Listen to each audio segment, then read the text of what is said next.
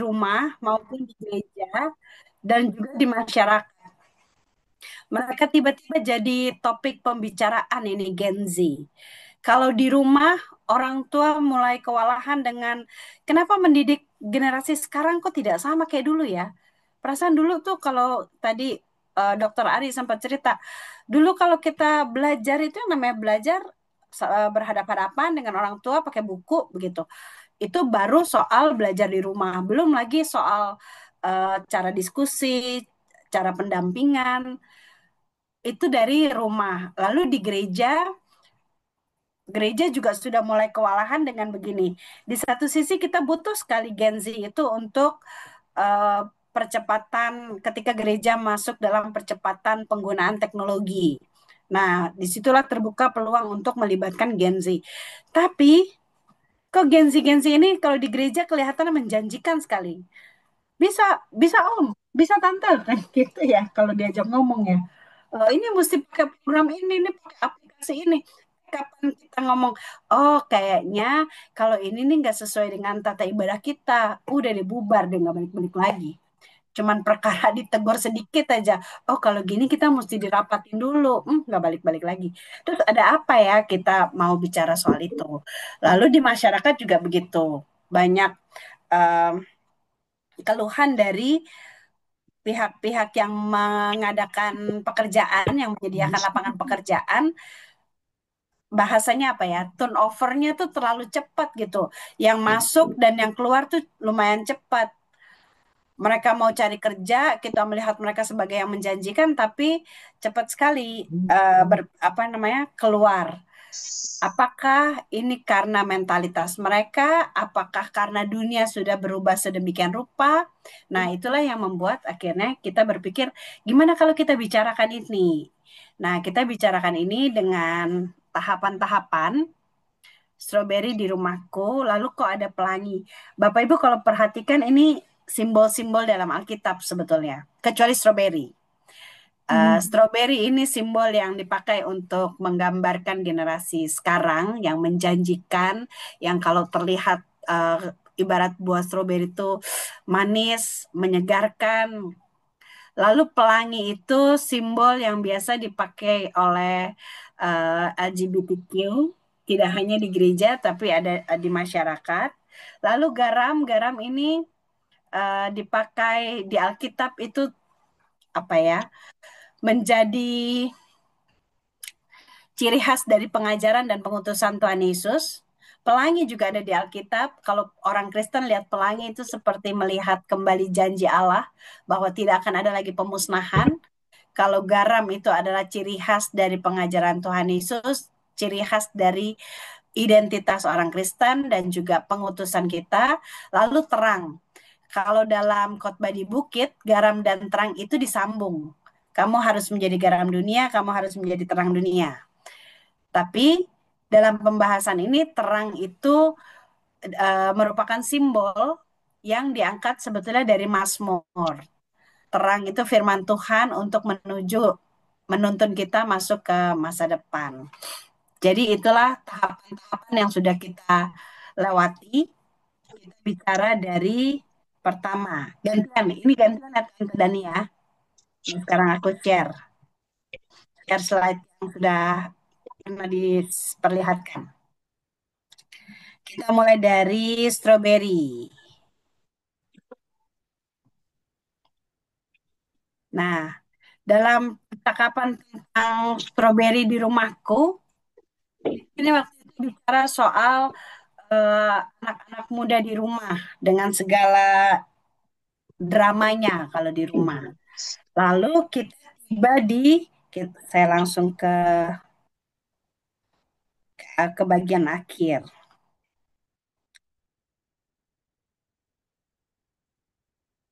Nah, kita akhirnya mau lihat juga ternyata mentalitas strawberry ini tidak terlepas dari didikan orang tua, tidak terlepas dari bagaimana kita mendidik. Nah, orang tuanya siapa lah? Orang tuanya itu masih ada yang baby boomers, ada yang Gen X, ada yang Gen Y.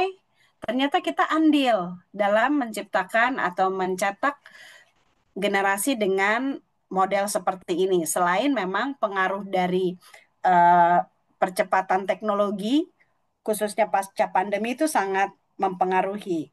Akhirnya waktu itu percakapan kita adalah kita mau melihat bagaimana orang tua itu sebaiknya tidak menarik anak dari atas. Kalau Bapak Ibu ingat teorinya, bukan dengan dikatrol, tapi dengan memberi pijakan. Dengan memberi pijakan supaya anak-anak ini tidak bermental strawberry, tapi mereka juga mulai punya daya juang dengan memberi pijakan. Lalu nyamberlah ke gereja karena orang tua di rumah memperlakukan anak dengan seperti dikatrol, diangkat ke atas, bukan diberi pijakan. Ternyata itu juga ada dalam pelayanan gereja. Gereja itu demi meningkatkan jumlah peserta ibadah, akhirnya kita pakai sistem yang sama, kita katrol eh, dengan berbagai macam fasilitas dan sarana, dengan berbagai macam pemakluman. Akhirnya mau dibilang ya gereja juga akhirnya ikut-ikutan memaksakan diri untuk memenuhi keinginan jemaat supaya jemaatnya jangan kemana-mana. Padahal setelah kita lihat kok sekarang ada perubahan yang cukup signifikan secara teologis, yaitu orientasi ibadah orang nih bukan lagi perjumpaan dengan Tuhan, tapi dia cari kenyamanan diri. Jadi kalau sudah tidak nyaman, dia bisa pindah. Tidak hanya pindah gereja, pindah metode, bahkan bahasa anak sekarang pindah server.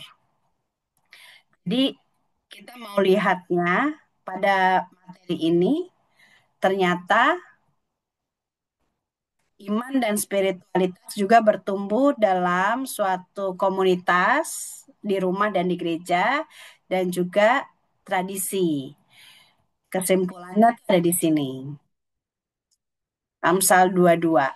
Didiklah orang muda menurut jalan yang patut baginya, maka pada masa tuanya pun dia tidak akan menyimpang. Artinya kita tetap punya kesempatan untuk menguatkan generasi stroberi ini. Jadi bukan hanya dikeluhkan, tapi kita juga diajak untuk kembali apa ya, menguatkan mereka. Mungkin ada cara didik, pola didik yang harus dibongkar ulang.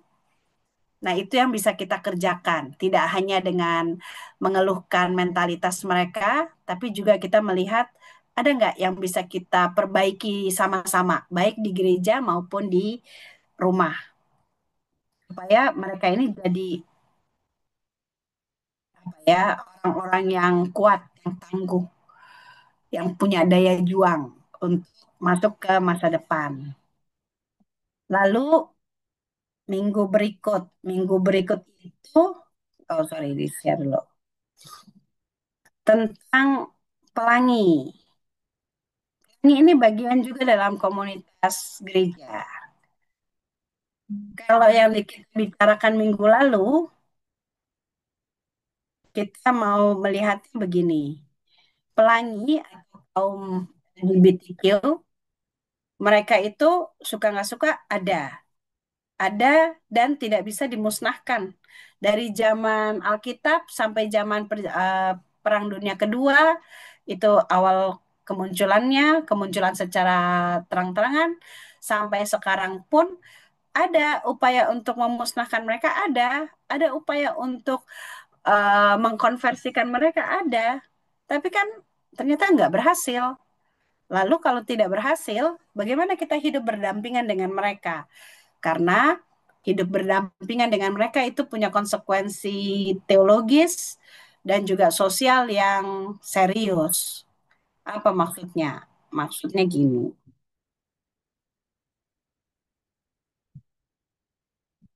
Nah, maksudnya, gereja berada di antara teologi dan konstruksi sosial yang untuk menerima yang berbeda. Di satu sisi, secara teologis, apalagi kalau kita saklek banget dengan, pokoknya untuk sampai saat ini kita belum mau diubah dengan pemikiran Allah menciptakan laki dan perempuan perempuan nggak ada in between. Nah, kalau udah kayak gitu agak repot tuh.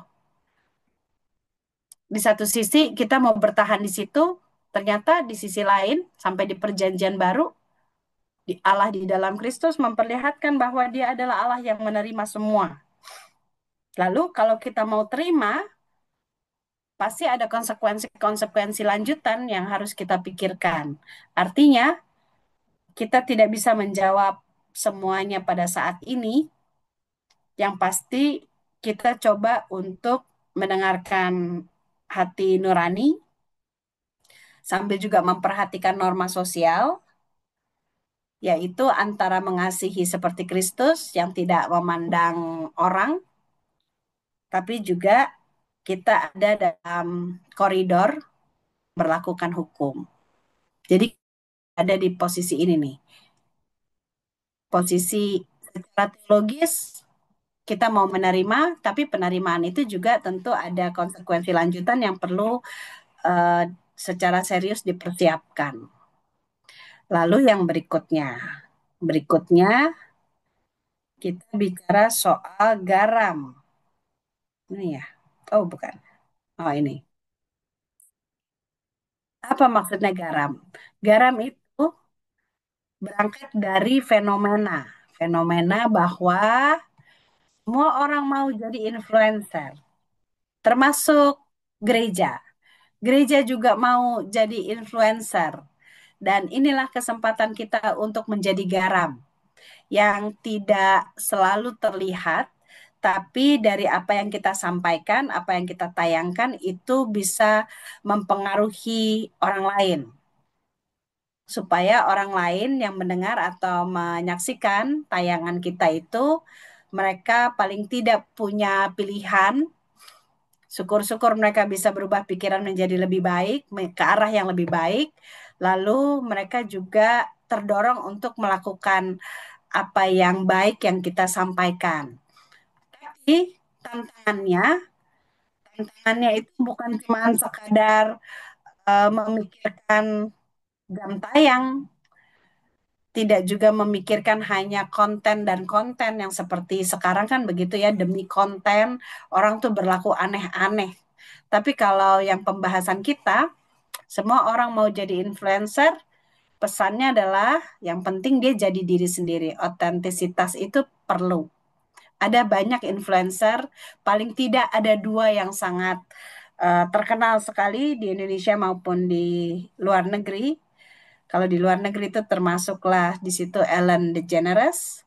Kalau di Indonesia ini kita sebut merek aja ya udah terlanjur. Di Indonesia dulu ada influencer terkenal Mario Teguh, dia motivator yang luar biasa. Tapi ketika dia ketahuan tidak hidup sesuai dengan apa yang mereka katakan, bubar semua itu. Jadi ternyata untuk menjadi influencer, menjadi garam, otentisitas diri itu penting. Jadi diri sendiri tapi versi yang terbaik. Lalu hidupnya eh, secara apa integrated apa berintegritas, menghidupi passion dengan segala totalitasnya itu yang dibilang em, orang itu tidak butuh lagi kita tidak butuh lagi pengakuan dari orang selama kita tahu apa yang kita lakukan itu berguna untuk orang banyak, memuliakan Tuhan. Jadi pilihannya menjadi yang terbaik atau baik banget. Lalu kita juga perlu memperluas jaringan. Memperluas jaringan ini bagian dari uh, menjadi garam. Yang terakhir, orang akan mengalami Tuhan Yesus dari buah pemberitaan kita. Mungkin kita tidak perlu mengatakan bahwa uh, apa namanya ruang kita itu adalah ruang Kristen atau kita orang Kristen, tapi dari apa yang kita sampaikan, kalau kata Tuhan Yesus, dari buahnya orang mengenal pohonnya. Dari apa yang kita sampaikan, dari cara kita memberikan solusi, dari cara kita memilih topik, dari cara kita menilai satu permasalahan, orang akan tahu apakah kita berasal dari pengajaran gereja atau bukan. Lalu yang terakhir, exit nih. terang di jalanku. Ini yang saya bilang. Nah, terang di jalanku itu kita mau bicara sebetulnya awal mulanya adalah mempersiapkan masa depan generasi sesudah kita. Sementara kita sendiri nggak tahu masa depan itu bentuknya kayak apa. Jadi saya bilang minggu lalu kita ini bukan dukun yang bisa memprediksi apa yang akan terjadi di masa depan, tapi setidaknya kita tertolong oleh kitab pengkhotbah. Kitab pengkhotbah itu ternyata kitab yang memang secara khusus bicara kepada anak muda dengan memunculkan realitas-realitas kehidupan yang kalau buat saya pribadi ya setelah saya baca yang tidak umum, yang tidak umum. Lalu apa pentingnya kita memperhatikan ini nih, memperhatikan realitas hidup yang dimunculkan pengkhotbah supaya anak-anak muda khususnya sadar sebelum mereka melangkah keluar bahwa hidup itu tidak seteratur yang mereka pikir. Hidup itu tidak seideal yang mereka pikir. Kalau kita baik, ujungnya pasti akan baik. Idealnya begitu. Tapi ada kalanya kok kita keluar, kita berbuat baik, kita dididik sebagai anak yang baik di rumah, dari kecil sampai remaja, begitu keluar ternyata kita diperlakukan dengan tidak baik oleh orang. Jadi kalau berdasarkan kitab pengkhotbah, kita diajak untuk mempersiapkan masa depan, mempersiapkan generasi kita, adik-adik ini, anak-anak ini, untuk memasuki dunia yang real, yang tidak teratur, yang tidak bisa ditebak lewat firman Tuhan. Ini yang dibilang, anak muda perlu dipersiapkan untuk menghadapi dunia nyata yang tidak teratur, lalu mereka juga diarahkan untuk melihat kepada realitas komunal, bahwa mereka tidak hidup sendiri, dan ini buat gereja dan orang tua. Ini yang ditawarkan nih untuk apa yang tadi disampaikan Dokter Ari di awal, tapi Bapak Ibu belum belum datang. Bahwa pendidikan sekarang itu memang nggak bisa lagi yang duduk hadap-hadapan dengan buku, tapi pendidikan sekarang itu lebih kepada memberikan petualangan belajar supaya anak-anak ini generasi strawberry ini, generasi Z ini, mereka bisa melihat bahwa yang diperlukan di masa depan itu adalah daya juang yang berdasarkan, nah ini dia nih, berdasarkan firman Tuhan, berhikmat dan takut akan Allah. Ini tawaran dari pengkhotbah. Kalau baca di Alkitab pasti banyak, tapi yang ditawarkan oleh pengkhotbah untuk bisa menghadapi apapun yang terjadi di depan, berhikmat, mohon hikmat dari Tuhan. Hikmat itu tidak selalu identik dengan pendidikan yang tinggi, tapi itu apa ya, olah dari hasil olah akal budi dengan hati, dengan perasaan, dengan niat baik dan firman Tuhan. Maka muncullah tindakan yang berhikmat. Takut akan Allah, yang penting jangan bikin dosa, jangan jahat. Kalau menurut Amsal 8, takut akan Allah itu identik dengan tidak melakukan yang jahat. Jadi berhikmat dan takut akan Allah inilah yang akan menjadi penuntun untuk setiap generasi memasuki masa depan mereka. Nah, dari situ Bapak Ibu kita mau masuk dalam diskusi. Diskusi ini turun rembuk sifatnya. Mungkin Bapak Ibu punya pengalaman yang belum tersampaikan di sesi-sesi yang sebelumnya, atau mungkin ada pemikiran-pemikiran yang bisa nih nanti dikembangkan dalam pembahasan selanjutnya. Nanti mungkin dalam pertemuan atau sesi-sesi berikutnya kita akan bukan sesi yang sepenuhnya baru, tapi kita akan mengembangkan sesi yang pernah disampaikan berdasarkan diskusi-diskusi yang masuk. Kira-kira gitu Bapak Ibu. Silahkan. Kalau ada yang mau menyampaikan pengalaman, ada yang mau menyampaikan topik diskusi, silahkan Bapak Ibu. Mari Bapak Ibu, silakan menyampaikan pendapat, pertanyaan, atau sanggahan mungkin juga.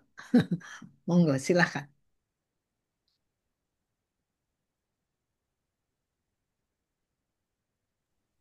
Pancing dulu kayaknya.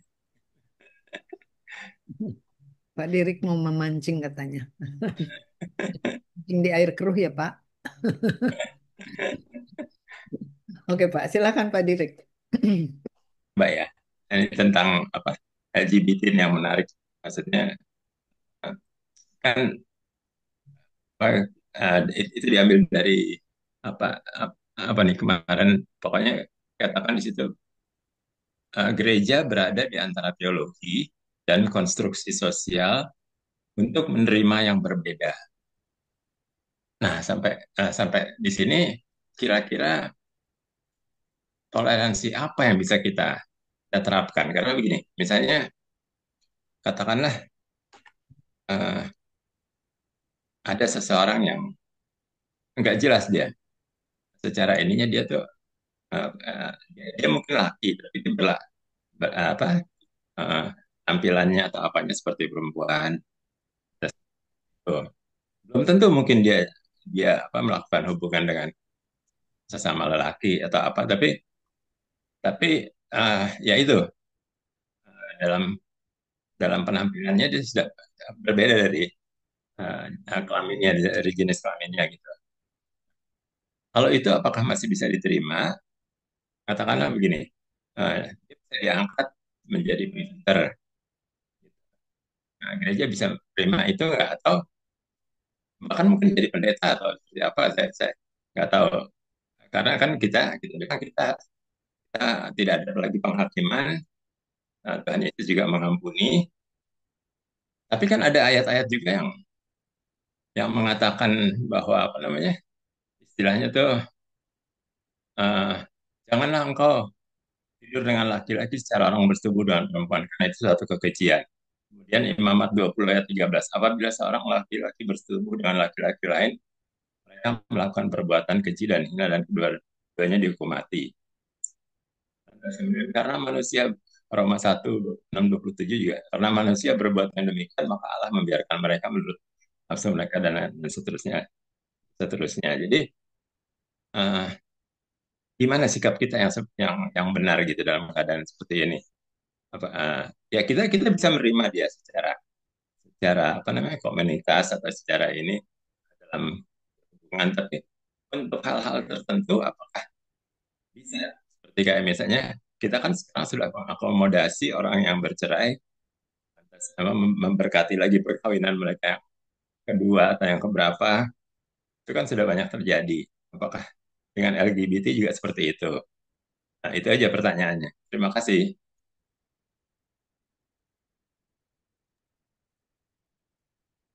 Gitu ya. Hmm. Mungkin Ada ada Bapak Ibu lain yang mau menyampaikan pertanyaan lagi, lagi. menambahkan, Bahkan mungkin silahkan. ada pengalaman kah? Hmm. Ya.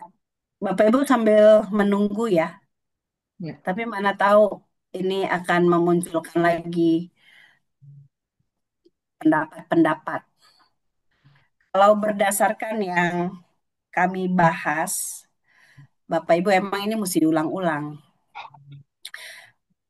Alkitab itu ditulis dalam konteks orang sudah tercipta. Manusia itu sudah tercipta, baru Alkitab ditulis. Ya kan? Bukan pada waktu Allah menciptakan langit dan bumi, Adam dan Hawa, baru ada yang nulis. Artinya, manusia ini sudah ada, sudah jatuh dalam dosa, sudah ada laki, sudah ada perempuan, dan sudah ada yang di tengah, in between itu sudah ada. Itu ada di Sodom dan Gomora, contohnya banyak. Lalu Alkitab itu ditulis. Oke. Jadi orang-orang seperti itu tuh udah ada sebetulnya. Sudah ada, baru Alkitab itu ditulis. Nah, siapa yang menulis Alkitab? Yang menulis Alkitab adalah, kalau menurut pengakuan orang Israel, kita bicara perjanjian lama, mereka adalah para imam, Dari kelompok imam, itu namanya sumber P, priest. Ada yang dari kelompok kerajaan. Itu kalau Bapak Ibu perhatikan Alkitab kita Perjanjian Lama, kitab Samuel, Tawarikh, dan Raja-Raja. Itu sebetulnya menceritakan sejarah yang sama. Cerita yang sama, Raja-Raja Israel. Tapi kenapa harus ada tiga? Kenapa tiga? Sumbernya beda. Samuel itu yang nulis kalangan imam, kitab Samuel. Tawarikh yang menulis itu kaum cendekiawan, sejarawan. Tapi kalau raja-raja yang menulis itu kalangan istana. Jadi ceritanya sama, oke? Nah, saya mau bilang begini. Alkitab itu sudah ada laki, sudah ada perempuan, sudah ada yang in between, yang di tengah-tengah itu. Lalu para imam secara khusus di kitab Imamat menuliskan versi mereka bahwa manusia yang diterima oleh Allah hanyalah yang laki dan perempuan. Yang in between itu nggak diterima. Termasuklah yang orang cacat, orang sakit kulit, itu nggak diterima. Oke, jadi orang ini udah ada dulu ya Bapak Ibu ya. Orang yang cacat ada, sakit kulit ada, orang yang LGBTQ ada, laki-laki ada, perempuan ada. Orangnya sudah ada. Lalu ditulislah oleh para imam bahwa Allah hanya menciptakan laki-laki dan perempuan. Kenapa begitu? Karena kelompok imam ini berkepentingan untuk membentuk satu persekutuan umat yang kudus. Karena dia mau membentuk persekutuan umat yang kudus, maka yang tidak kudus itu dikeluarin. Orang cacat, orang sakit kulit itu nggak boleh masuk dalam peribadahan umat. Bayangkan aja orang nih sakit kulit itu yang menentukan bukan dokter Bapak Ibu kalau dibaca di Alkitab. Yang menentukan orang sakit kulit atau tidak tuh imam. Jadi kalau mereka kena kusta atau kalau terjemahan sekarang tuh sakit kulit, itu yang menentukan, yang bilang dia sakit atau sudah sembuh itu imam, bukan dokter, bukan medis, bukan keputusan medis. Kenapa begitu? Karena kepentingannya para imam ini adalah membentuk satu persekutuan yang kudus. Itulah kenapa di Kejadian Allah menciptakan laki-laki dan perempuan. Di Imamat juga ada peraturan itu yang tadi Om Dirk baca. Jadi Alkitab itu boleh dibilang dibuat untuk kepentingan itu, Bapak Ibu. Nah, di kemudian hari untuk kepentingan menghimpun suatu umat yang kudus, oke? Di kemudian hari mulailah masuk di perjanjian baru, Yesus membongkar itu dengan eh, kasus-kasus dia menyembuhkan orang kusta, dia menyembuhkan perempuan yang sakit pendarahan. Itu untuk memperlihatkan bahwa mereka yang oleh perjanjian lama itu tidak boleh mendekat, nggak boleh mendekat ke ibadah ritualnya orang Yahudi, oleh Yesus tuh mereka dirangkul. Tapi memang sayangnya tidak ada kasus LGBTQ yang dimunculkan di situ. Jadi sayangnya mungkin itu ya. Tapi kita bisa lihat dari idenya. Ide perjanjian baru, khususnya dengan mereka menampilkan Yesus yang menerima semua. Perjanjian baru tuh mau memberitakan bahwa kasih Allah itu untuk semua.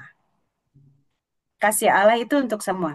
Nah, berdasarkan pemahaman itulah, di kemudian hari teolog-teolog Kristen mengembangkan eh, pendekatan untuk merangkul mereka yang berbeda.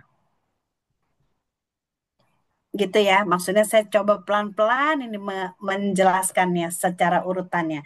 Di kemudian hari teolog-teolog itu mengembangkanlah eh, teologi tentang Allah merangkul, termasuklah yang kita pakai kemarin itunya Altus Reid. Allah itu eh, melalui Kristus memperlihatkan bahwa mereka juga ada dalam pengalaman perempuan. Yang di perjanjian lama, yang di budaya Yahudi perempuan itu seperti dinomorduakan, tidak dihitung, tapi oleh perjanjian baru dan dikembangkan oleh teolog-teolog Protestan, khususnya Kristen lah. Itu menjadi teologi yang merangkul. Nah, kebetulan memang LGBTQ ini tidak ada contoh kasusnya di Alkitab. Oke, tapi kita mau pakai ide Allah yang merangkul itu untuk menjadi pendekatan kita terhadap LGBTQ. Nah, persoalannya adalah ketika GPIB secara khusus ya, GPIB melalui akta gereja menyatakan bahwa kita menerima mereka. Oke, kita menerima.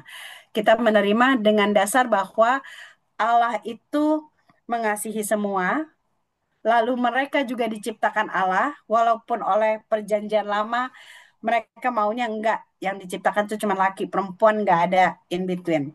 Tapi pada kenyataannya emang mereka muncul dari mana loh, kan gitu. Walaupun tidak menutup kemungkinan ada juga yang ikut-ikutan, ada yang supaya kalau zaman sekarang nih, supaya dia laku sebagai artis, dan seterusnya. Tapi dalam artian mau bilang begini, akhirnya kita merangkul. Cuman ketika gereja itu menerima, ternyata gereja itu tidak hanya berbenturan dengan umatnya, tapi juga dengan masyarakat yang bukan hanya Kristen, masyarakat luas juga belum tentu bisa terima. Mereka mungkin ya memakai kitab mereka masing-masing, atau mungkin memakai nilai-nilai budaya masing-masing. Nah, akhirnya penerimaan itu menjadi beresiko. Itu yang pertama, beresikonya karena berhadapan dengan nilai-nilai budaya. Kan gereja itu juga, identitas gereja bukan hanya orang Kristen toh. Ada Kristen Jawa, Kristen Ambon, Kristen Manado, itu kan identitas-identitas lain. Nah, budaya orang-orang dari budaya itu juga belum tentu bisa terima. Kristen juga belum bisa terima. Lalu yang kedua lagi, ketika bicara soal pelayanan. Kalau berdasarkan 1 Timotius 3 yang syarat-syarat penatua diaken, Paulus itu mau bilang begini secara tidak langsung. Di jemaat, berbagai macam orang itu ada. Berbagai macam orang itu ada. Kalau di konteksnya 1 Timotius 3 itu, jemaat di Efesus, tempat si Timotius melayani, yang istrinya lebih dari satu banyak-banyak. Orang baik-baik, orang kaya-kaya, potensial-potensial. Tapi kalau mau jadi penatua diaken, istrinya cuma boleh satu. Ada yang istrinya dua tapi baik, ada. Tapi kalau mau jadi penatua diaken, istrinya satu aja. Kenapa begitu? Supaya dia dapat memberitakan firman dengan leluasa. Artinya, berangkat dari situ, kita sebagai gereja bisa menerima semua orang. Dan orang masuk ke gereja kan tidak selalu yang ideal, toh. Tidak selalu dalam keadaan yang baik. Tapi untuk jadi pelayan, apapun jabatannya, pendeta, penatua, diaken, unit-unit misioner, atau apapun lah, tetap harus ada kriterianya.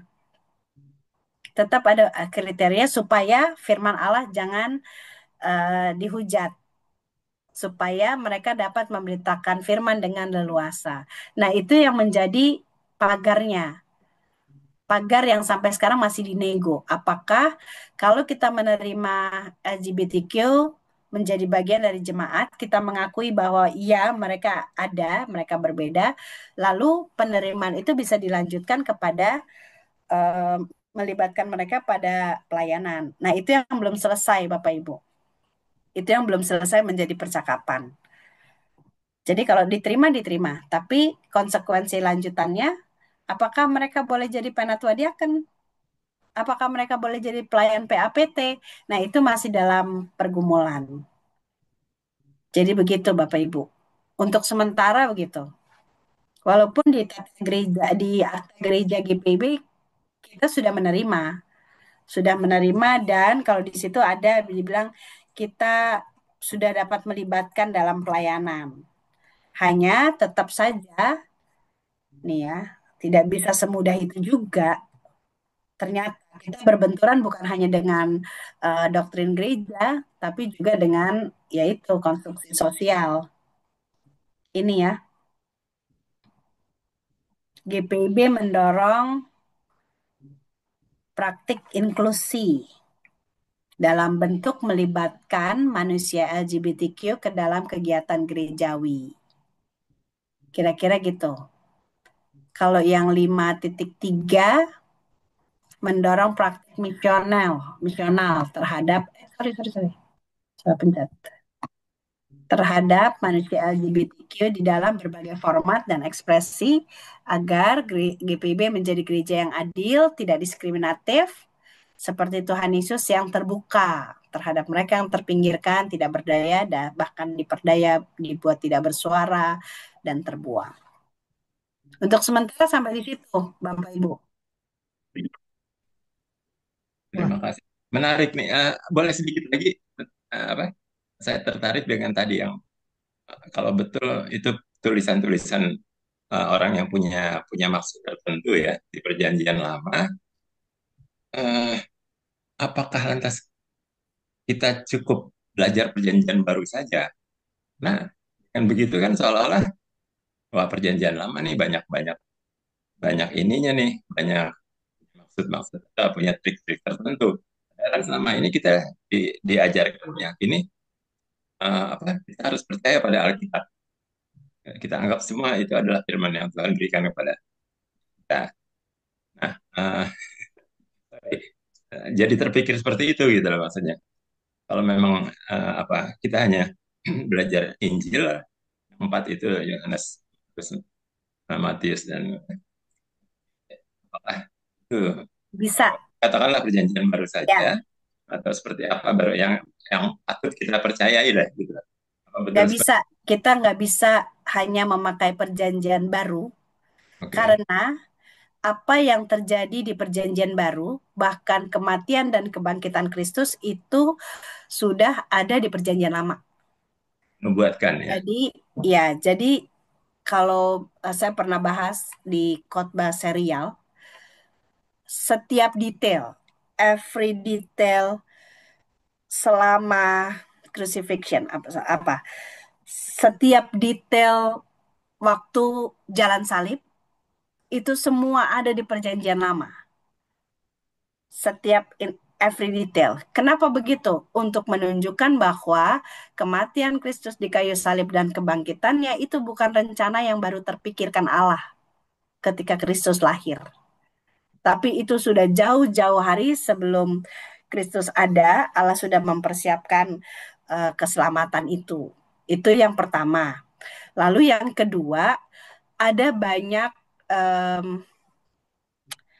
poin topik-topik teologi di Perjanjian Baru Oke. yang kalau kita tidak baca duduk perkaranya di Perjanjian Lama, kita tidak mengerti kenapa begitu.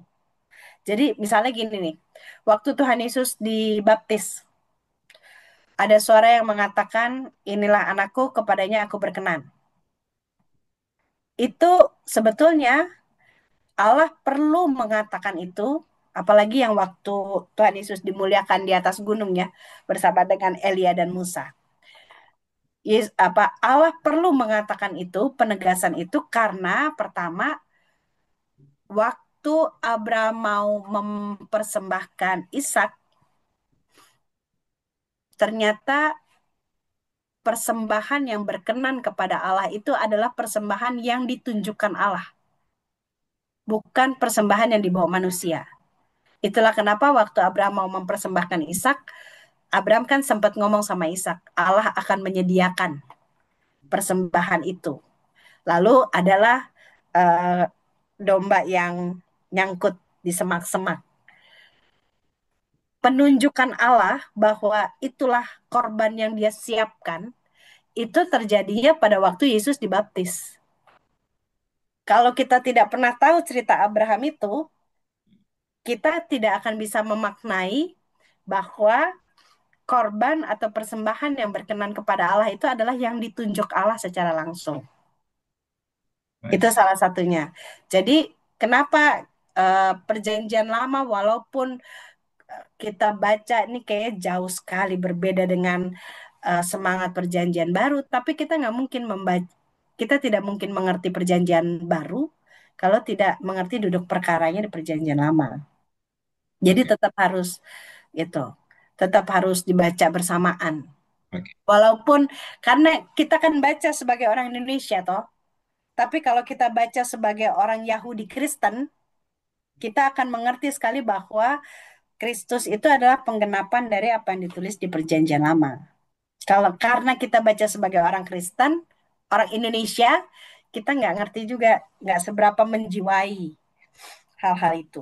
Bahkan pengajaran-pengajaran Kristus kan juga berangkat dari budaya dan ajaran Taurat, toh.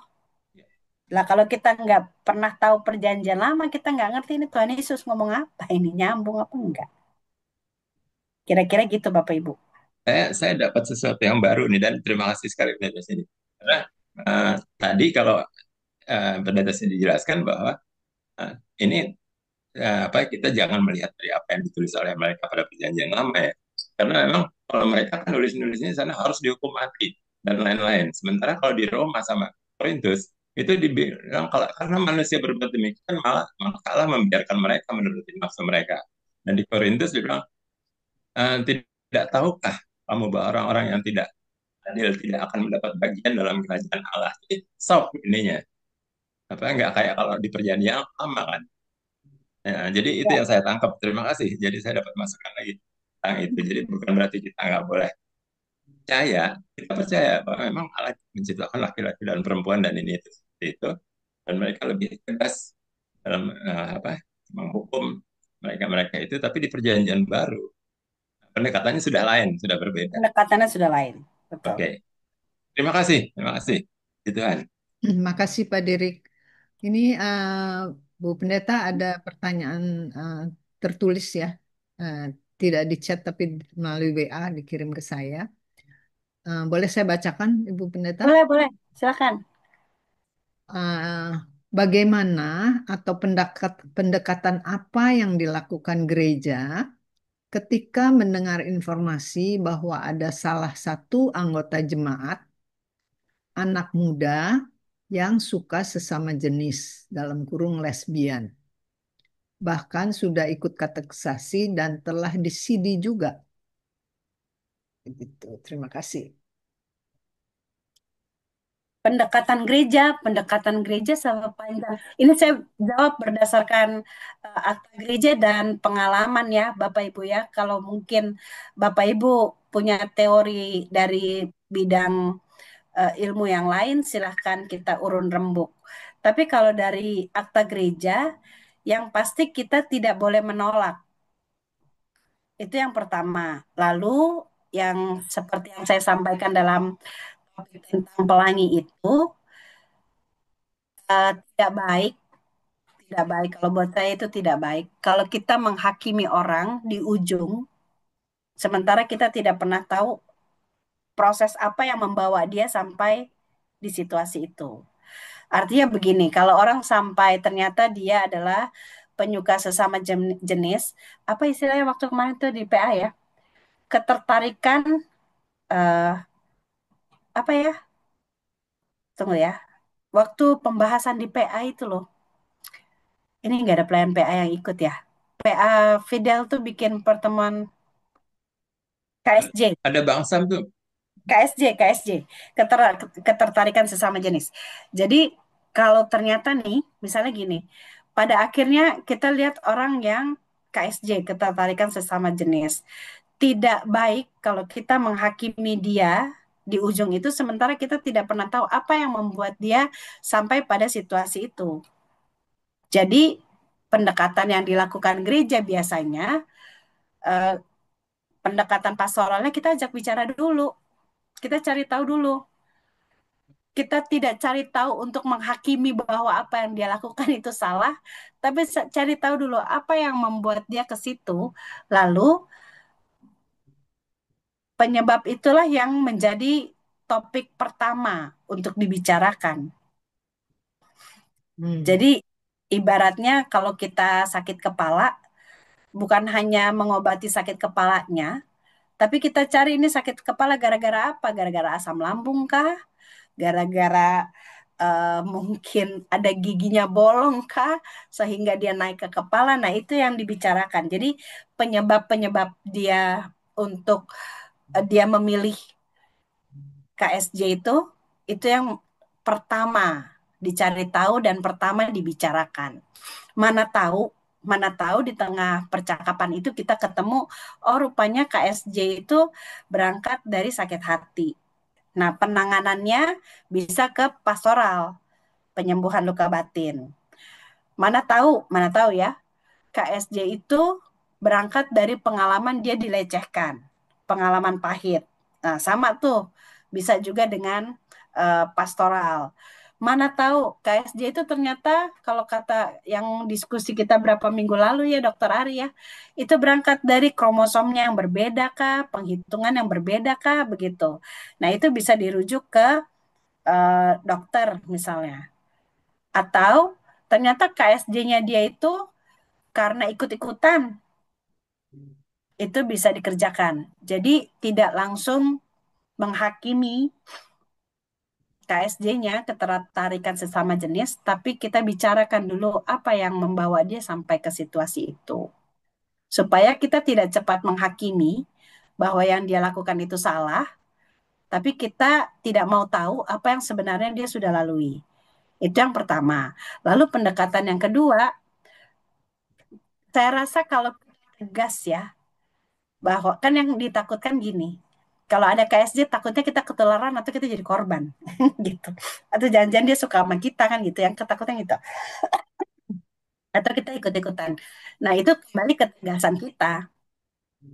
Saya rasa orang yang KSJ itu bukan berarti ketika ketemu eh, yang sesama jenis tuh bawaannya suka, bawaannya nafsu. Toh kita juga nggak kayak gitu kan. Kita yang tertarik dengan lawan jenis bukan berarti setiap kali ngelihat lawan jenis kan bawaannya mau kan. Jadi dalam artian kembali ke ketegasan kita juga. Selama kita bergaulnya sehat, orang itu pasti tetap akan menghargai satu sama lain. Gitu. Jadi itu juga cermin. Maksudnya gini, kita bercermin dari kita juga kan.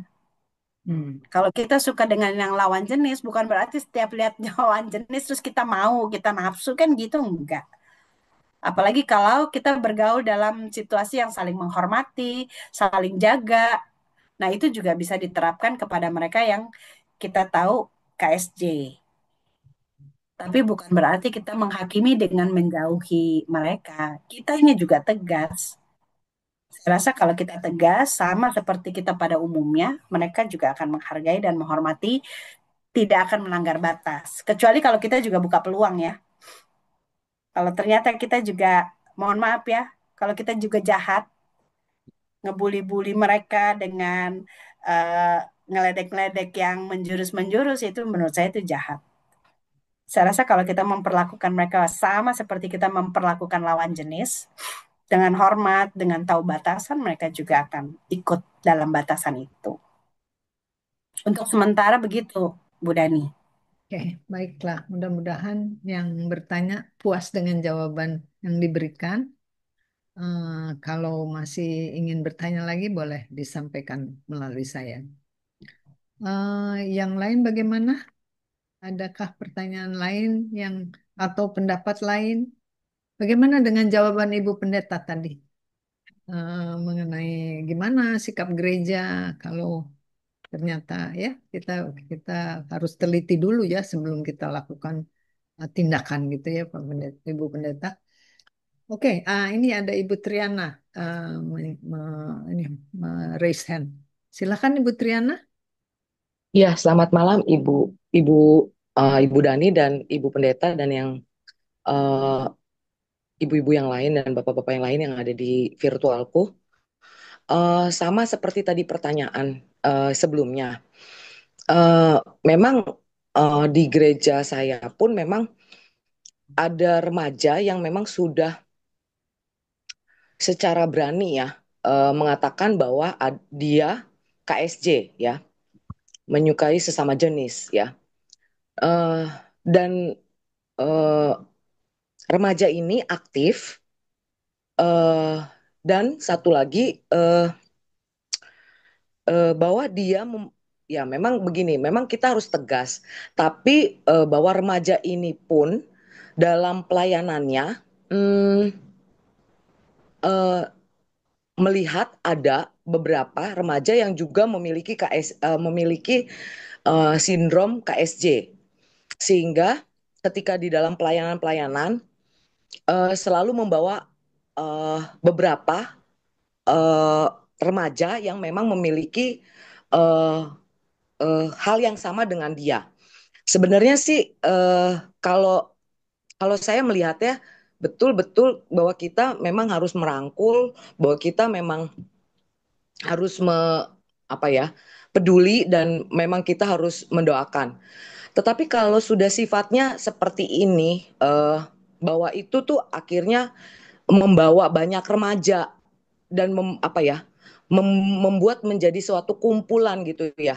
Ini bagaimana ya Ibu Pendeta ya, bahwa banyak akhirnya remaja-remaja itu eh, dengan kesamaan sindrom yang mereka miliki, tetapi tuh sepertinya bangga gitu loh menyatakan kepada eh, apa ya, jemaat yang lain bahwa eh, nggak ada masalah dengan pelayanan kami, bahwa kami eh, dalam KS apa ya, dalam sindrom ini kami tetap bisa melayani Tuhan. Tapi buat saya pribadi yang melihat memang agak sedikit jadinya gimana ya, mohon maaf nih, saya memang akhirnya jadi berdosa ya, karena saya merasanya jadi ilfil gitu loh. Eh, Kenapa dia satu eh, membawa banyak apa ya, apa menjadi suatu wadah gitu loh Ibu Pendeta. Jadi kalau udah begini nih memang saya eh, eh, memang meminta ketegasan dari gereja sih kalau udah begini.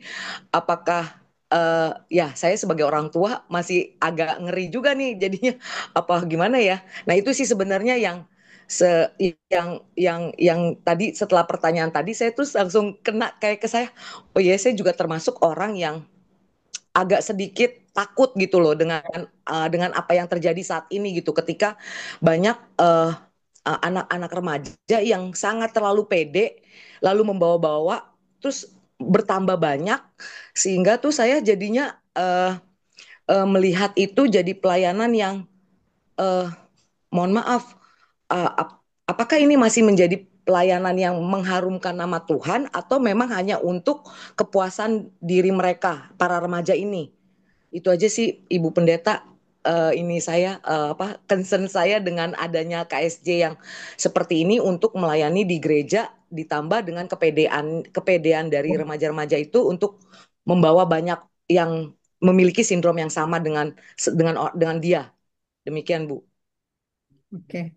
Ya, Bapak Ibu, Bu Triana ya, ini kalau saya lihat, pertama gini, mereka ini sudah mulai berani untuk eh, mengumumkan diri sebagai KSJ. Kalau saya melihatnya gini, ini kan sebetulnya bentuk pemberontakan toh.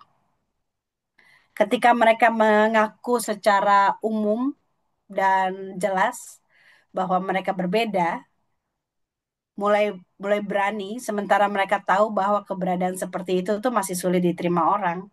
Kalau saya lebih melihatnya ini sebagai bentuk pemberontakan dari sesuatu yang kita nggak pernah tahu.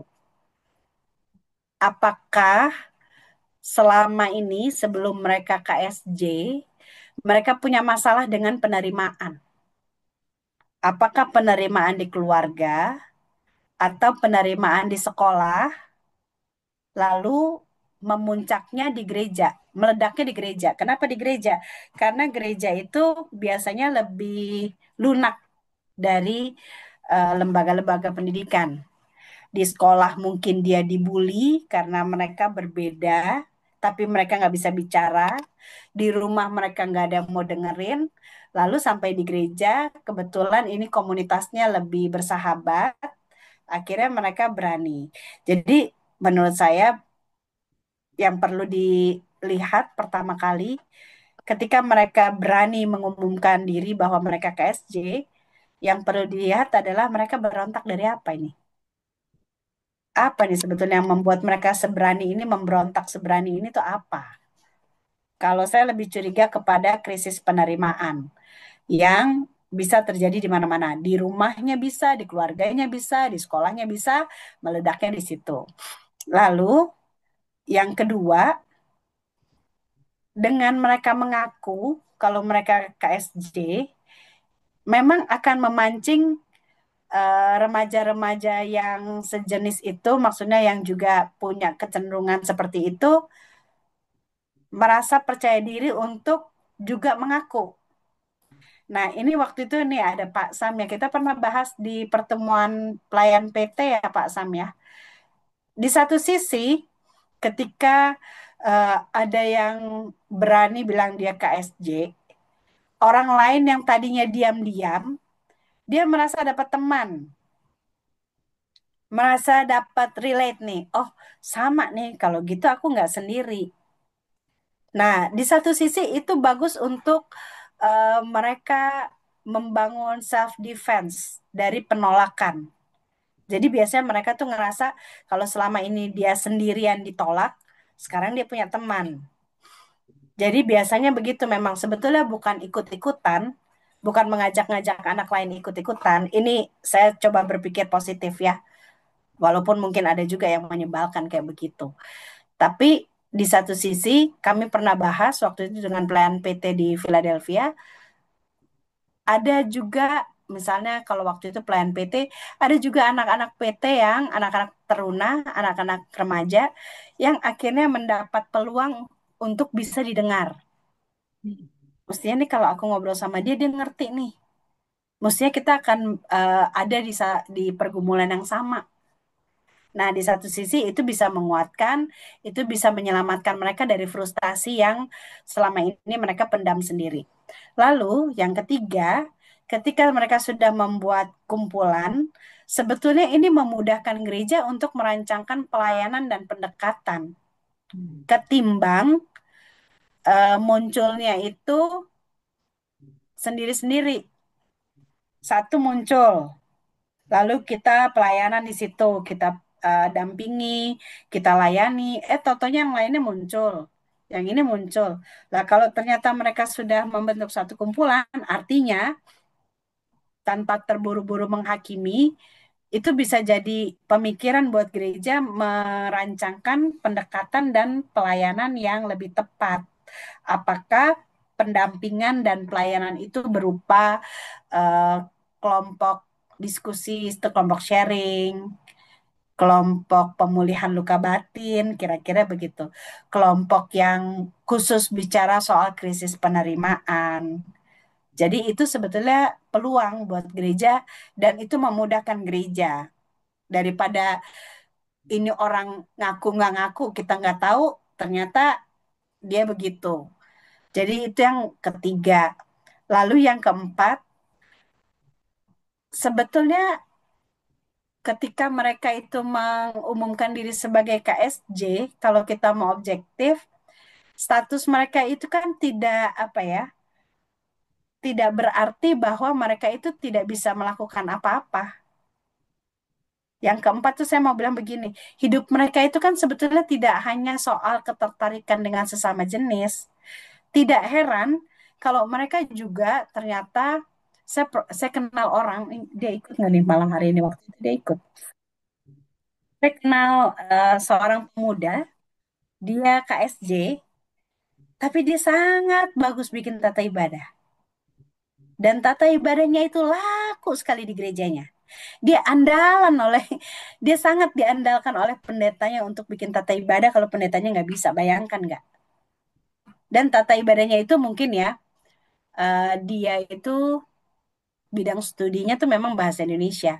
Jadi bahasanya puitis, bahasanya sangat mengena, dan itu yang jadi favoritnya jemaat. Lah terus kalau dia ternyata pelayanan kayak gitu, kita mau melarangnya bagaimana? Apakah pendetanya bilang, kalau gitu kok nggak boleh bikin tata ibadah lagi? Dia ikut paduan suara, dia ikut. Dia laki-laki. Mati-matian dia bilang, suara saya sopran. kan? Kali ya pernah ketemu ya, mati-mati dia bilang suara saya sopran. Enggak, kok itu tenor? Enggak, sopran. Kapan nyanyi memang sopran. Lah terus kita mau bilang dia nggak boleh nyanyi lagi. Kan gitu ceritanya. Dia dengan senang hati jadi pemandu lagu. Kalau pemandu lagu dia nyanyi solo kan. Kadang-kadang berdua lah. Ada teman duetnya. Terus kalau misalnya dia mati-matian bilang saya suaranya sopran dan memang dia KSJ, dia nggak boleh nyanyi. Nah, itu yang saya bilang tadi, penerimaan gereja itu memang masih mengandung resiko, sangat berisiko sekali. Tapi kita juga mesti memikirkan apakah kita melihat mereka hanya soal ketertarikan sesama jenis, atau kita juga melihat mereka sebagai orang-orang yang bisa berpotensi untuk memberikan yang terbaik juga bagi pelayanan dan bagi masyarakat. Jadi itu Kak, itu sih Bu, yang empat hal itulah kalau dari saya. Lihat bentuk pemberontakannya nih asalnya dari mana. Pemberontakan dengan dia mengaku secara vulgar. Lalu yang kedua yaitu biasanya pengakuan satu orang itu akan membawa harapan atau chance buat yang lain untuk juga bisa diterima karena menemukan persamaan pengalaman. Dan yang ketiga, justru kalau mereka kumpul, nah gerejanya mulai mesti lebih kreatif, memikirkan pendampingan dan pelayanan. Yang keempat, sebaiknya kita tidak hanya melihat mereka itu dari KSJ-nya aja, tapi juga sebagai manusia yang berpotensi untuk berkontribusi dalam pelayanan secara positif. Untuk sementara di situ, Bapak Ibu, empat poin itulah. Siap, Baik. terima kasih. Sepertinya agak terbuka sih Ibu Pendeta ya. Dan saya apa ya, puji Tuhan mendengar ini lebih positif ya. Ya mohon maaf karena memang manusiawi, manusia banget gitu ketika saya melihat gitu. Tapi setelah saya mendengar Ibu Pendeta tadi menuturkan, betul kita jangan melihat satu hal, tapi melihat apa ya, ya nilai-nilai positifnya demikian. Ibu Pendeta dan terima kasih untuk apa penuturan 4 hal itu. Baik, baik. Ibu Triana, terima kasih banyak. Kak Sam kayaknya mau bertanya nih, Kak Sam. Enggak, kirain mau bertanya. Tapi saya masih ingat ya yang kita percakapan di Pelayan PT itu ya. Ya, saya ingat Bu. Iya kan Benar, kita Bu bicara Pendeta juga ya. soal ini Ya, ya. Betul, ya. iya. Oke. Baik, bagaimana dengan Ibu, Bapak, Saudara yang lainnya? Ini nggak ada topik lain. Dari empat topik itu memang yang LGBTQ ini yang itu ya, yang banyak mengundang percakapan. Iya, iya. Karena fatal banget ya akibatnya kalau misalnya kita salah salah menanganinya. Itu. Bagaimana? Nih kita belum dengar nih dari apa Gen White yang tampangnya Gen Z, Kak Arif, ada komentar kah? Kak Arif ada di situ kah? Atau dari ibu-ibu, bapak-bapak yang lain? Ibu Dani, saya boleh tanya. Oh, boleh Ibu Eli, silahkan. Mungkin ini bukan per se tentang LGBTQ, tapi saya pernah dengar pendapat tuh begini. Gereja itu, apakah dia bentuknya itu organisasi atau benar-benar gereja yang dilandaskan kasih? Hmm. Jadi misalnya ada penyimpangan dari jemaat.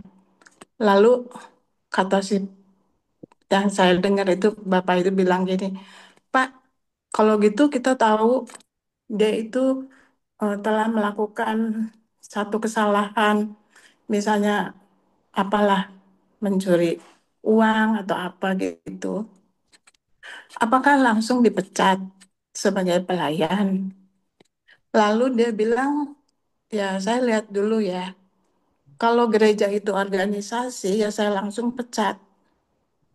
Tapi kalau saya lihat gereja yang harus berdasarkan kasih, ya saya pertimbangkan dulu.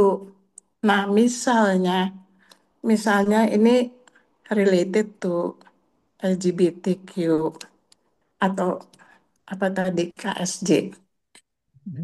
Eh, definisi gereja itu apakah bisa eh, condongnya itu ke sangat-sangat berdasarkan kasih atau organisasi? Saya mau nanya itu aja. Ya, silakan.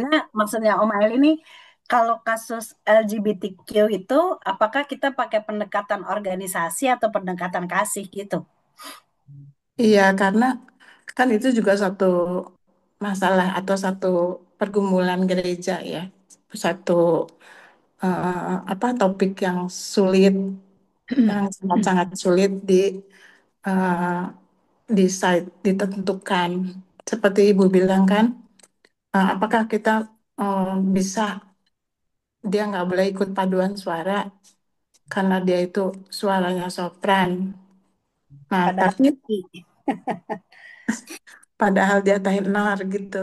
Jadi eh, kalau orang berpendapat gereja itu bukan organisasi, sama sekali bukan organisasi, melainkan gereja itu adalah kasih, juga jemaatnya semua juga semua berdasarkan kasih. Gimana tuh Bu? Kadang-kadang orang juga bilang gini nih, kamu mesti cari gereja yang organisasinya bagus.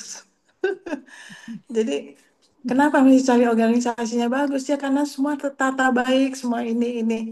Nah, jadi apakah gereja itu digolongkan eh, organisasi atau ada faktor organisasi atau hanya berdasarkan kasih, mutlak kasih seperti Yesus gitu mengasihi kita. Ya. Ya, menantang juga ya topik ini ya. Gimana ya caranya ya? Kalau saya jawab coba mengingatkan Bapak Ibu, mungkin sekarang sudah tidak selalu dipakai tiap minggu. Tapi kalau kita berdoa persembahan, semoga Bapak Ibu perhatikan doa persembahan di gereja. Pakailah persembahan ini untuk pelayanan, Kasih dan kasih keadilan. dan keadilan. Kasih dan keadilan. Bukan kasih dan kebenaran. Bukan kasih dan sukacita. Tapi kasih dan keadilan. Karena kalau bicara soal gereja, apakah sebagai organisasi ataupun sebagai persekutuan, kasih dan keadilan itu harus seperti apa koin, dua sisi yang tidak bisa dilepaskan. Kenapa begitu? Organisasi itu adalah untuk mengatur pelayanan, bukan pelayanan untuk organisasi. Jadi ada berbagai macam pelayanan yang mau dikerjakan, ada berbagai macam orang yang mau dilayani supaya pelayanan itu bisa setidaknya menjawab sebagian besar orang punya kebutuhan, maka harus diatur. Jadi yang datang lebih dahulu itu adalah orang-orang yang perlu dilayani, baru organisasi. Kan rasa-rasa gini, kalau kita bisa, kalau kita mampu, semuanya mau kita layani. Semuanya punya kebutuhan berbeda-beda, semuanya kita layani sesuai dengan kebutuhannya. Kalau bisa. Tapi karena tidak bisa, maka harus diatur dan pada saat itulah kasih satu paket dengan keadilan.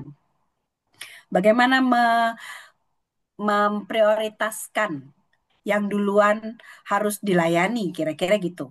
Jadi itulah fungsinya organisasi, supaya pelayanan yang segitu banyak kepada orang yang beraneka ragam itu boleh tertata. Nah, kalau soal kasus-kasus dalam gereja, ini tinggal kita lihat, Bapak Ibu. Maksudnya gini, kalau kebetulan kasusnya nih di LGBTQ, gereja itu mau kasih atau keadilan? Yang pasti kita mengasihi mereka. kita ya mengasihi mereka karena kan kita nggak pernah tahu ya mereka itu jadi kayak gitu kenapa loh. Kalau kasus yang pernah saya depan mata ya, ini anak muda ini waktu dia sudah dewasa, dia kerja sebagai guru, lalu dia telepon saya, dia bilang, "Kak, saya ini perempuan. Sementara dia ini laki-laki." Lalu saya udah tebak nih, ini masalah penerimaan ini kan, masalah dia pasti ditolak sama keluarganya, sama lingkungannya. Tapi saya mau bilang gini ke teman-teman, kebetulan eh, sama teman-teman gereja kami juga bahas. Saya bilang gini, waktu dia kecil, waktu dia masih PA, dia nyanyi pakai gaya, dia deklamasinya bagus, kan kita menikmati toh. Kalau ada apa-apa deklamasi kita panggil dia, maju-maju gitu. Dia nyanyi pakai gaya yang kemayu-kemayu, kita senang. Kita ledek-ledekin, kita ketawa-ketawain. Lalu ketika dia bertumbuh dewasa dan mengaku sebagai perempuan, dan kita memusuhi dia, saya bilang gini, emang itu adil?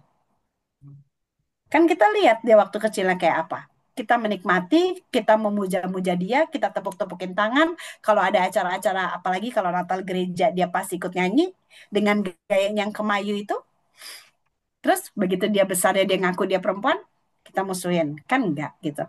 Jadi dalam artian ketika kita bicara soal kasih dan keadilan, kasih itu mendorong kita untuk tidak cepat menghakimi. Dan keadilan itu mendorong kita untuk mengupayakan pelayanan yang sesuai dengan kebutuhan orang. Jadi kalau mau dibilang gereja itu kasih, ya orang yang masuk ke gereja itu nggak bisa diharapkan ideal seperti yang kita maksudkan. Kita mau apa ya orang masuk ke gereja laki perempuan aja juga banyak dramanya banyak kok masalahnya banyak. Iya kan, maksudnya ternyata dia perempuannya ini model-model perempuan yang galak, yang bawaannya orang Batak bilang parbada. Sementara nih laki-laki ini, laki-laki yang nggak bisa mengambil keputusan, laki-laki kok suruh jadi pengurus ini bilangnya terserah-terserah mulu kan gitu. Jadi dalam artian kalau bicara soal kasih kita terima. Tapi dengan semangat keadilan, kita itu kalau saya pribadi bilangnya gini, kita itu ditantang untuk menyediakan pendampingan dan pelayanan kepada setiap orang. Walaupun tidak mungkin semuanya dapat dilayani, tapi setidaknya kita mulai dengan itu. Itu kalau soal LGBTQ. Tapi kalau yang tadi Oma Eli sempat munculkan kasus pertama, kalau misalnya ada yang tindak kriminal, yang mencuri. Nah, kasih dan keadilan itu memungkinkan begini. Kesalahan itu tetap harus diproses sebagaimana hukum yang berlaku. Karena hukum yang berlaku itu juga sudah memperhitungkan banyak aspek.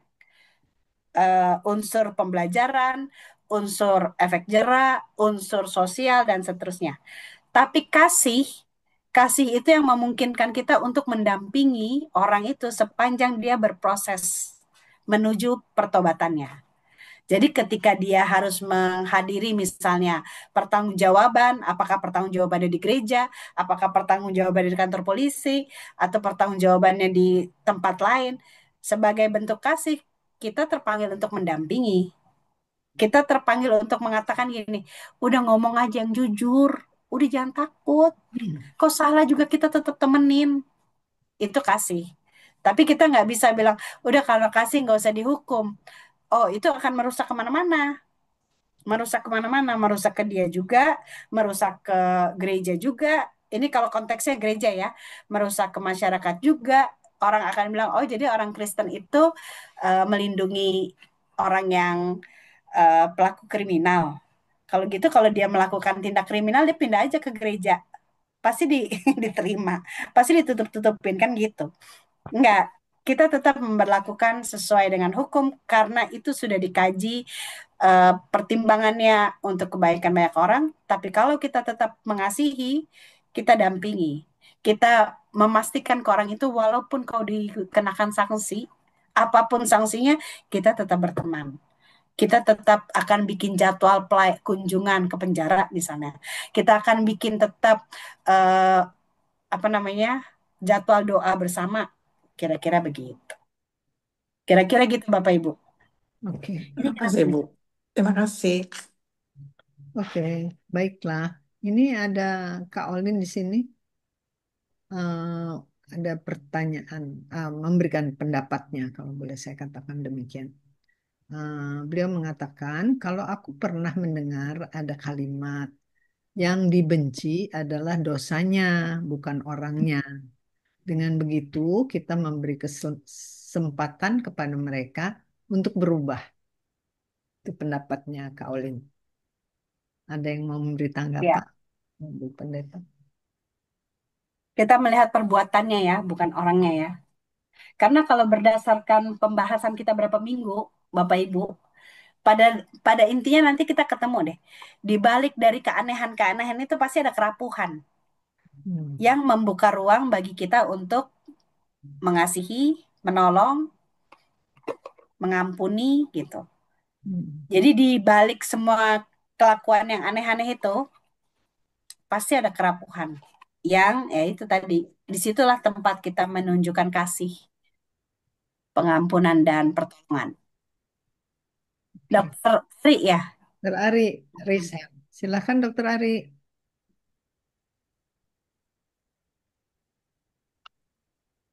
Dokter Ari, silakan.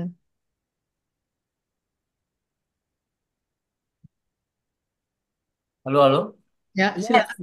Silakan. Ya, kalau LGBT rame ini saya lihat. Saya mau sharing pengalaman aja, bukan sebagai saya LGBT ya. Saya pengalaman di sport, di olahraga ya. Di olahraga tuh saya kenal atlet yang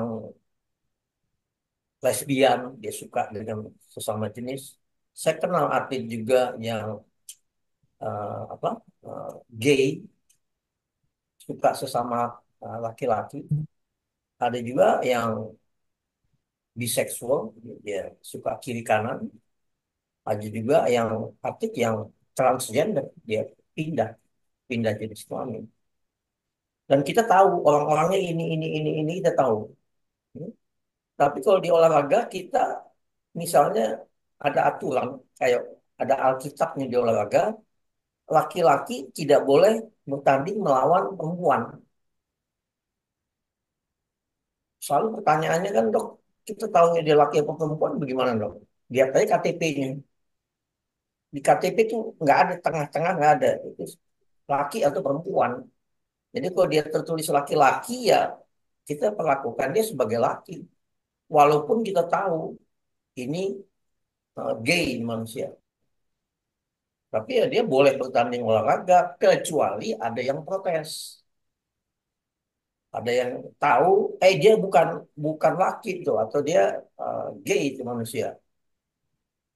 Atau yang perempuan dibilang ini laki nih, bukan perempuan. Kalau ada yang protes, baru ada SOP-nya tuh. Jadi kita membentuk tim untuk menentukan dia laki-laki atau perempuan. Tim itu yang memeriksa ya, baik secara fisik, hormon, genitalnya, dan lain-lain, psikologinya juga kita periksa, biasa makan waktu. Baru keputusan timnya betul, ini laki-laki bukan perempuan. Nah saya kalau di gereja saya bingung tuh kalau kita bilang ini LGBT. Karena dari mana itu tahu LGBT? Oh dengar dari si A, dengar dari si B, dengar dari si C. Kalau itu anak bilang enggak, saya bukan saya enggak lesbian. Nah ini gimana nih sikap gereja ya? Saya enggak lesbian, padahal dengar dari A, dengar dari B, dengar dari C, dia lesbian katanya gitu. Oh, enggak, saya bukan lesbian, saya bisa dong jadi presbiter. Kenapa saya nggak bisa jadi presbiter? Saya bukan lesbian. Itu bagaimana ya Ya. SOP-nya kalau di gereja? Kalau di kita di olahraga ada tuh, udah ada SOP-nya. Ya itu aja mungkin saya tanya. Kalau aku juga tanya dok, maksudnya gini, kalau di KTP itu penetapan jenis kelamin, apakah hanya berdasarkan waktu dia lahir secara fisik, atau ada bisa berubah? Ya, kalau di KTP kan akte kelahiran. Itu Hmm. satu-satunya rujukan. Ya kan kalau KTP kan kita mau bikin KTP di keluarga kan diminta akte kelahiran, eh, surat kawin orang tua dan lain-lain, baru kan keluar tuh akte kelahiran anaknya. Ini Maksudku anak gini, laki-laki. maksudku gini, kalau misalnya ada yang berubah, ternyata dalam diperiksa, ternyata nih yang di KTP-nya perempuan, ternyata dia laki berdasarkan kromosom itu. Apakah KTP-nya bisa berubah sesuai dengan apa yang ditemukan oleh medis, atau dia tetap di perempuan gitu kira-kira? Ya, jadi pengalaman saya itu kalau dia apa diperiksa ya, diperiksa secara kedokteran, ternyata kita putuskan ini laki-laki. Jadi dia kan nggak boleh bertanding di grup perempuan. Ya mungkin kalau kita putuskan laki, mungkin dia akan pergi ke, saya nggak tahu ya, ke Departemen Dalam Negeri minta dirubah KTP-nya karena ini data. Sehingga di KTP-nya mungkin bisa berubah yang tadinya perempuan menjadi laki-laki. Mungkin ya. Karena itu pernah ada kejadian atlet voli kita diprotes, akhirnya diputuskan memang dia laki-laki, dia merubah statusnya menjadi laki-laki. Nah, itu SOP yang di kita ya di olahraga. Saya nggak tahu kalau di sini di gereja, kalau dia bilang enggak, saya bukan lesbian. Si A bilang kamu lesbian enggak, dia lihat dari mana buktinya? Buktinya apa saya lesbian? Hmm. Kan nggak bisa dengan hanya kata si A, kata si B, kata si C. Kan jadi masalah nanti. Nah, itu aja. Saya belum lihat ya, ini ada SOP-nya. Kalau ada jemaat yang protes, kenapa itu presbiter yang itu saya tahu itu lesbian. Ya mesti dibuktikan kan. Nggak bisa cuma kata si B. Kenapa dia bilang lesbian? Oh, kata si B, kata si C begini. Itu tanya anaknya, kamu lesbian? Enggak. Nah, jadi masalah langsung. Itu aja. Saya contohkan di olahraga. Ya. Dan sifat itu saya pernah dapat di gulat. Atlet gulat yang menyukai sesama jenis. Saya tanya dia panjang. Ini bagaimana bisa jadi begini? Iya dok, dulu waktu saya masih SMP, saya ikut olahraga gulat. Gulat kan pakai celana kayak monyet gitu, gesekan-gesekan sama lawannya. Lama-lama dok, saya waktu bergesek sama lawan itu birahi saya naik dok. Jadi lama-lama tuh saya latihan-latihan supaya nanti kalau bertanding bisa ketemu laki-laki yang gagah yang itu, saya rangkul terus dok. Kadang-kadang lawan saya tuh bingung karena saya pegangin dia terus supaya gesek-gesek terus.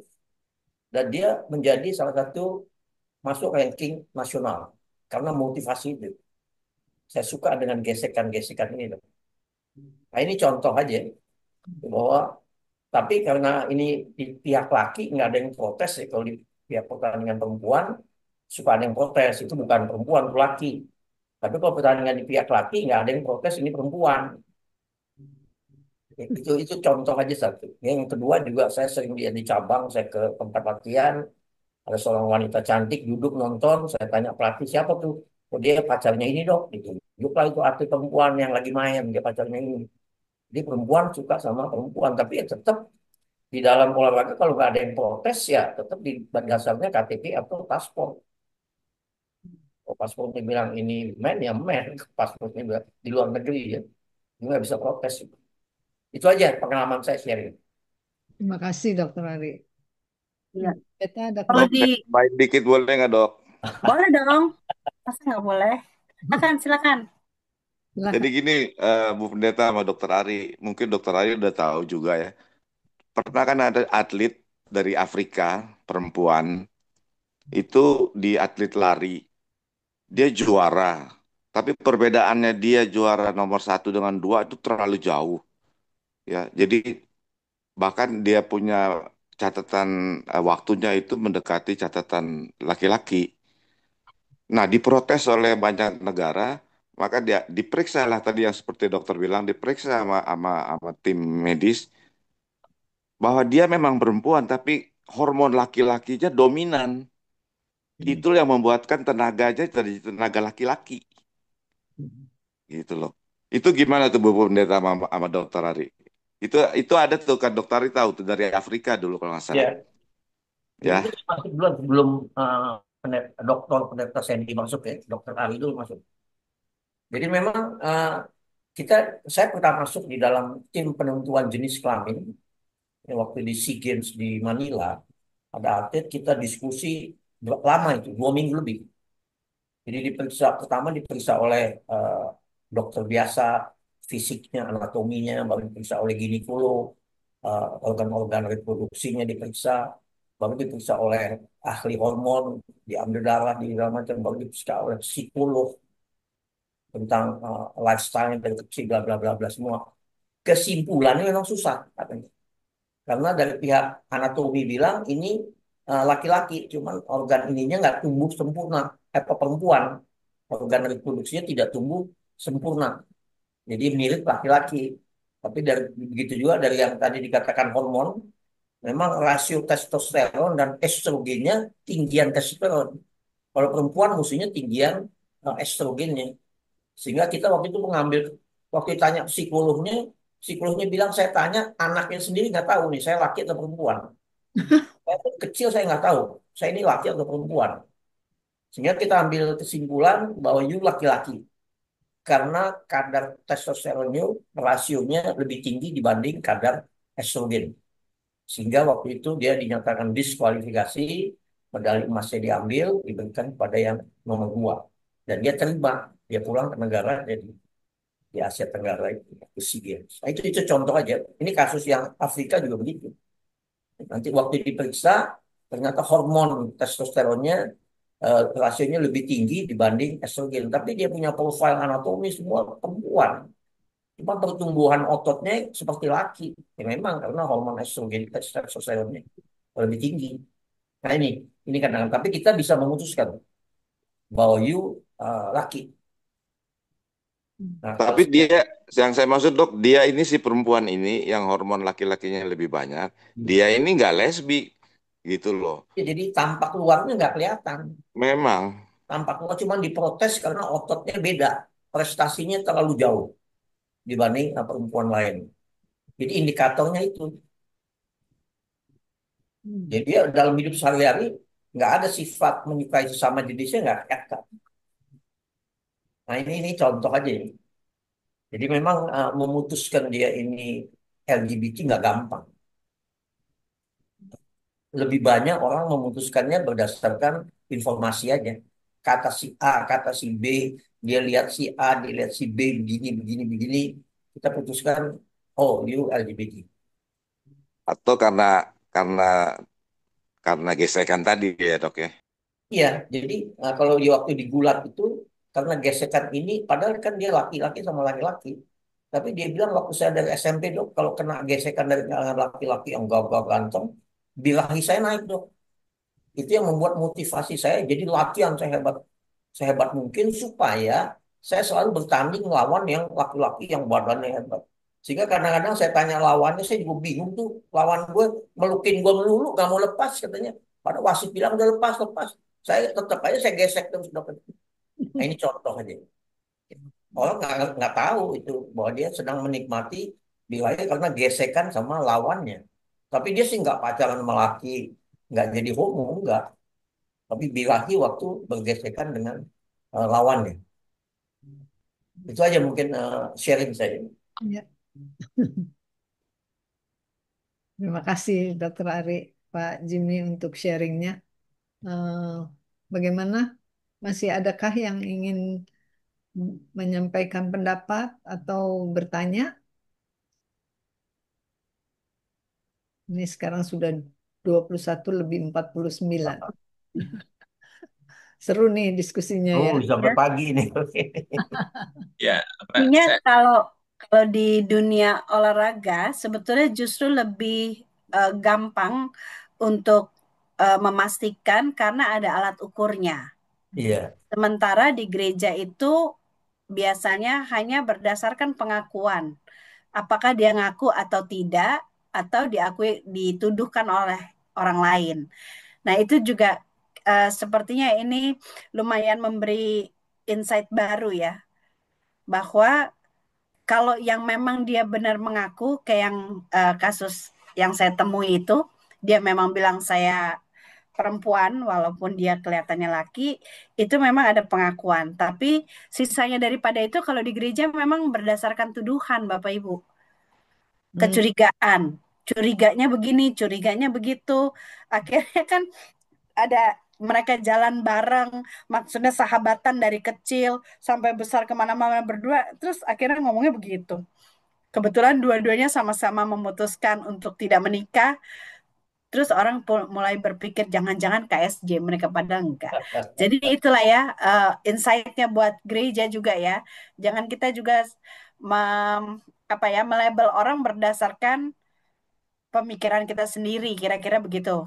Karena memang tidak ada alat ukurnya selain pengakuan. Hmm. Ya. Kira-kira kalau di gereja gitu. Tadi pada Oh, mau eh, ya nggak hanya maksudnya gini loh, maksudnya kita kan di sini belajar belajar firman Tuhan ya, belajar mengetahui apa yang Tuhan harapkan dari kita. Eh, kita tahu gereja juga mungkin punya keterbatasan, limitasi atau mungkin hal-hal yang susah di ini kan. Nah, ada tip-tip apa yang kita sendiri dari diri kita, mungkin dari virtualku deh, yang sering hadir di sini bisa lakukan untuk sesuatu yang bisa dirasakan manfaatnya untuk eh, teman-teman atau apa yang bermasalah seperti itu gitu loh. Bu. Itu aja dari saya. Sementara, terima kasih.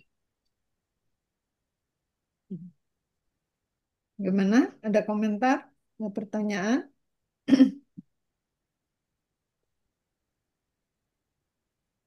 ini ada di materi yang terakhir ya. Ya kalau kita belum bisa terima, paling nggak kita jangan jahat sama mereka. Ya.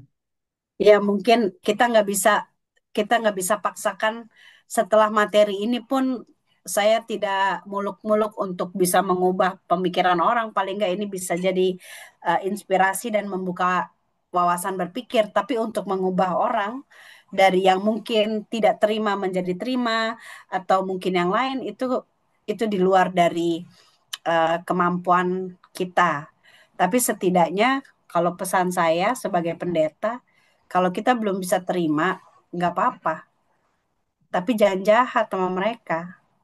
Ya. Mulai dengan jangan jahat, jangan menghakimi, lalu jangan dibully.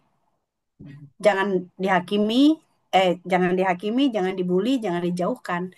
Yang penting jangan jahat aja.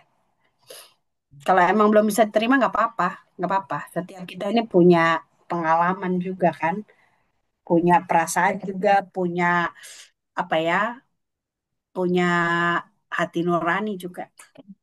Ya, kayak bagaimana kalau anak kita yang begitu ya, Bu Pendeta ya, kan harus apa, harus bisa menerima gitu ya, seperti kita juga pasti. Iya, Baik, saya kira kita sudah waktunya untuk menutup sesi malam ini. Eh, Jika masih ada yang ingin menyampaikan pendapat, boleh kirim WA ke saya. Nanti kita akan jawab eh, melalui WA juga. Eh, Jika tidak ada lagi yang akan dibahas, Ibu Pendeta, kita bisa tutup ya, Ibu. Baik, kita akan tutup eh, sesi malam ini dan mari kita tundukkan kepala untuk berdoa bersama-sama. Bapa kami yang bertata di kerajaan surga, terima kasih Tuhan untuk sesi malam ini, di mana kami sudah boleh menyelesaikan satu lagi sesi virtualku pada malam ini. Terima kasih Tuhan untuk berkat, hikmat, kebijaksanaan yang Kau berikan kepada kami, terutama kepada Ibu Pendeta Cindy yang telah memimpin diskusi kami malam ini. Sungguh sebuah kesempatan bagi kami untuk mempelajari apa yang menjadi berkat bagi tiap orang, termasuk teman-teman kami, saudara-saudara kami yang memiliki kelainan. Tuhan, Ajarkan kami untuk menyayangi mereka. Ajarkan kami untuk tidak mengucilkan mereka. Dan biarlah Engkau saja yang mengasihi mereka dan Engkau memimpin kami untuk saling mengasihi. Terima kasih Tuhan untuk malam ini. Kami akan berpisah satu dengan yang lainnya. Dan kami mohon kiranya Tuhan mau beri kami tidur yang nyenyak. Dan besok pagi kami boleh bangun dengan semangat yang baru. Semangat saling mengasihi, saling menyayangi, dan mencintai Engkau lebih lagi. Terima kasih Tuhan. Di dalam satu nama kami telah naikkan doa kami ini. Ampuni doa yang kurang sempurna dan tidak sempurna ini. Hanya di dalam satu nama Tuhan Yesus Kristus, Tuhan dan Juru Selamat kami yang hidup. Amin. Terima kasih. Amin. Terima Terima kasih kasih Bu Terima kasih Mardani. semuanya. Bapak Ibu. Terima kasih Terima Pendeta kasih Cindy. Terima Bu. kasih. Sama. Tim Terima virtualku. kasih. Terima kasih Bu Pendeta Cindy, terima Terima kasih Bu kasih Dani, Bu Fadil, Leli, Bu Dani, Bu Bu Dani, Pendeta, semua. terima Kak kasih. Olin. Iya, thank you Bu. Terima kasih ya.